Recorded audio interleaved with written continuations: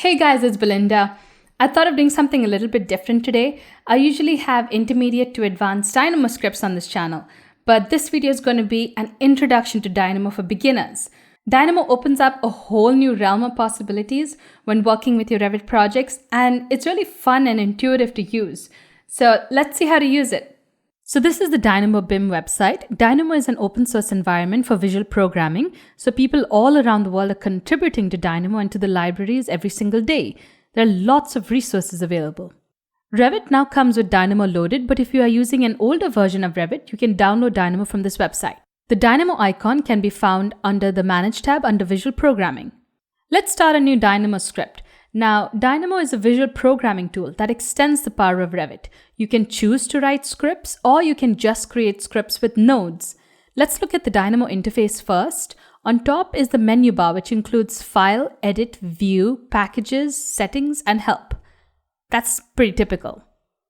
Below that is your toolbar. That's where you create a new Dynamo script, open an existing one, save your script, and undo and redo your actions. On the right is the little camera icon, which allows you to export your workspace as an image. That's pretty useful once you're done with your Dynamo script.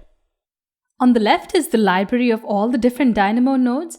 I usually never go through this library to find what I need. I always use that search bar on the top because the library layout is not very intuitive and it's very difficult to find what you're looking for by using these drop-down options. So I'd recommend just using that search bar.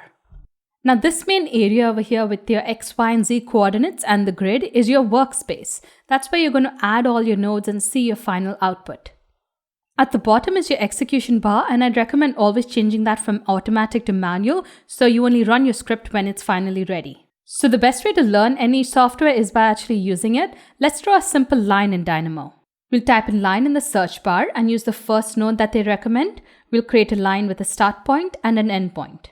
Next, we need to create a start point. So let's type in point in the search bar and use the first node that they recommend. So we'll create a point with an X, Y, and Z coordinate.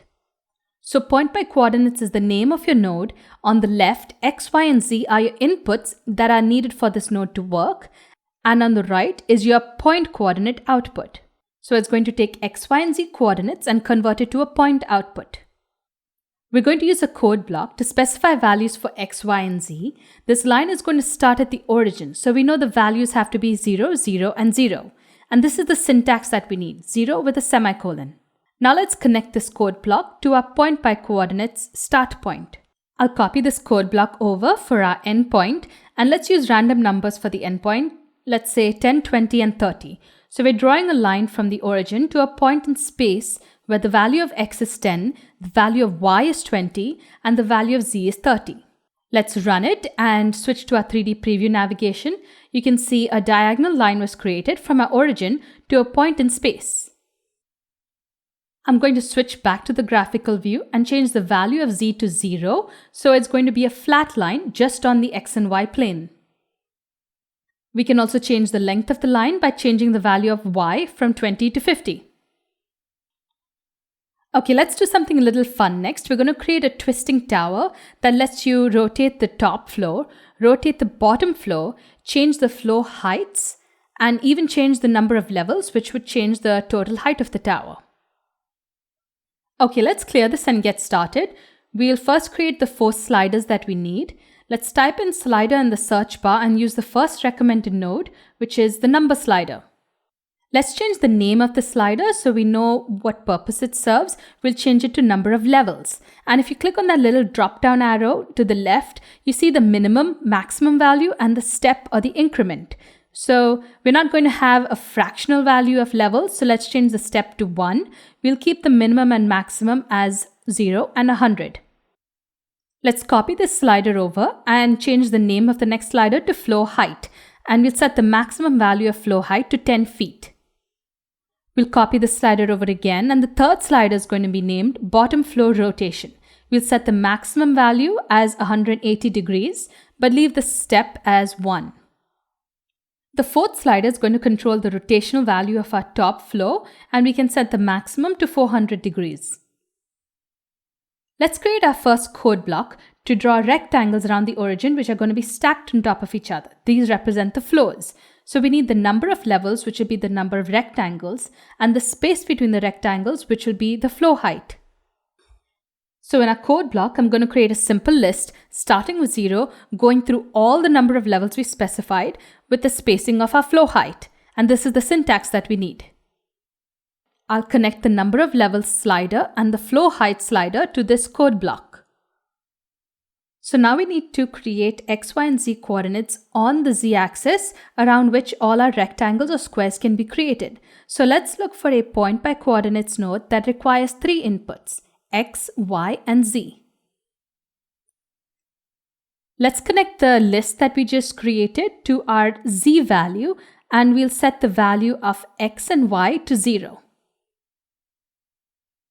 I'll change the number of levels to 10 and the floor height to 4. When you run it, you can see that there were 1, 3, 4, 5, 6, 7, 8, 9, 10 points created on the z-axis with a spacing of 4.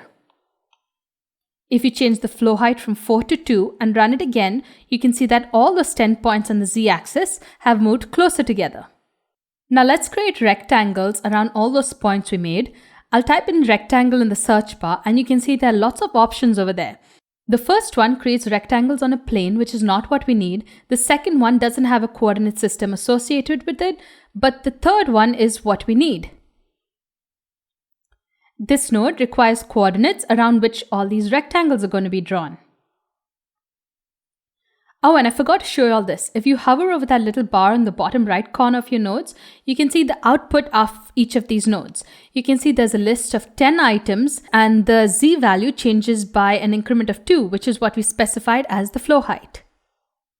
I'll connect these 10 points to the coordinate system input of our rectangles, and I'll create a code block for the width of the rectangles. I'll change the name just so we know what the code block controls. And I'll specify the width of the rectangle as 10 for now. And I'll connect this to the width input. Let's copy this over and change the new code block to length and connect this to our length input. We'll keep the length as 10 as well for now.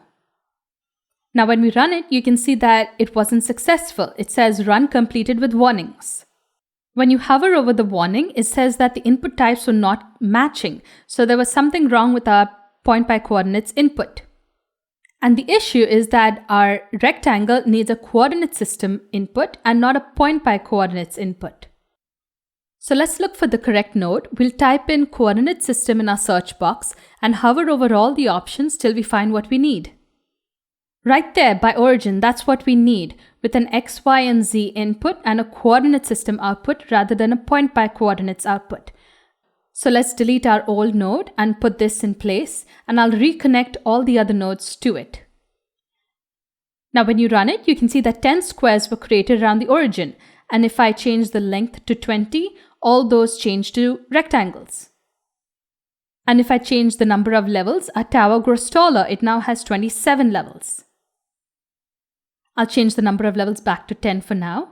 When you hover over the bottom right corner of the rectangle node, you can see a list of all the 10 rectangles that we created.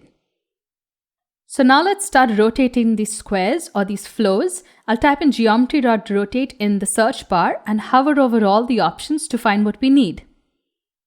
So that node seems right. We have a geometry input, an origin, an axis around which we're rotating, and the degree of rotation. So let's use that node. I'll use the rectangles that we made as an input for the geometry. We want to rotate these on the 0, 0, 0 origin, so I'll get a point.origin node for that input. The third input we need is the axis, and we know we want these to rotate on the z-axis. So let's get a vector.z-axis node. Finally, we need a list of degrees which specify how much each of these floors are going to be rotating. So we'll use a code block to create this list. So our code block is going to bring in the bottom floor rotation, which is 0 for now, the top floor rotation, which is 400, and the number of levels, which is 10.